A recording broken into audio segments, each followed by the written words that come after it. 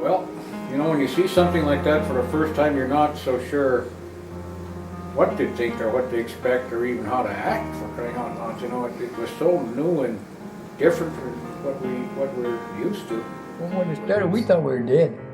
Oh yeah, my mom told us that this is probably the end. It was just 5:36 p.m. on Friday, March 27th when the Good Friday earthquake shook people in Alaska. Shortly after the quake, a tsunami was created and started to head towards the small village of Afognak in the Gulf of Alaska. When the wave hit, it caused mass destruction, making thoughts of rebuilding the town seem impossible.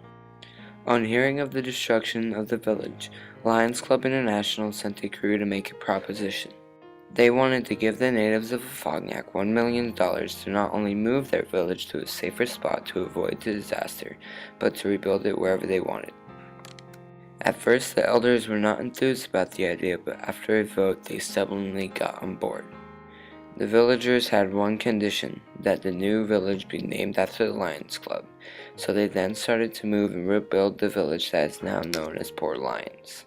Well, Afognak was right in the kind of the epicenter of not so much the earthquake, but the tsunami. A little bit of a fjord there as it goes through the archipelago of the islands. And it came in like a wave, as it did in Kodiak. When it did, it filled the reservoir, it removed the school, flooded all the houses. There were notice there also when they kind of moved to higher ground, but life as they know it, power plant salted, everything was a disaster. And the earthquake itself didn't do much damage at all. It wasn't the earthquake that did the damage. It knocked a lot of groceries off the shelves. It did a lot of that. But as far as the damage, it didn't do much. It was the wave that came in later that did the damage.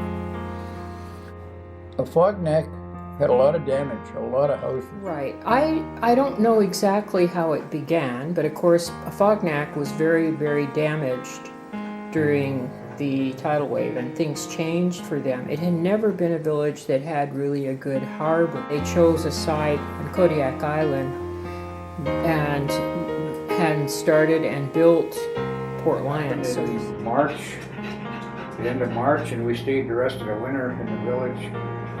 And I believe it must have been in the summer, the next summer sometimes, that we relocated. Sometimes in the next summer, maybe. Lions International is the one that helped them out. And it was a group of Mennonites came in and helped build. And it was a massive move. To make the move, the people over in Afognak agreed not to move back into Afognak. They agreed to stay over there and gave up their rights at that time for Afognak, is what it belongs to make that move.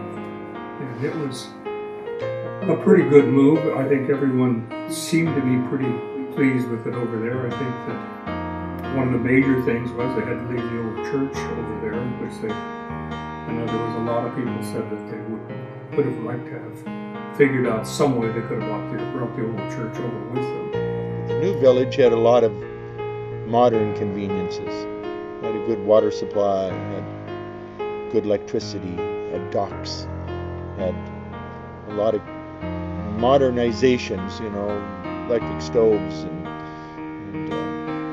stuff that the old village kind of went without. So I would say people were pretty enthused, and when I went to work in the school, it was a really nice place. They had built it.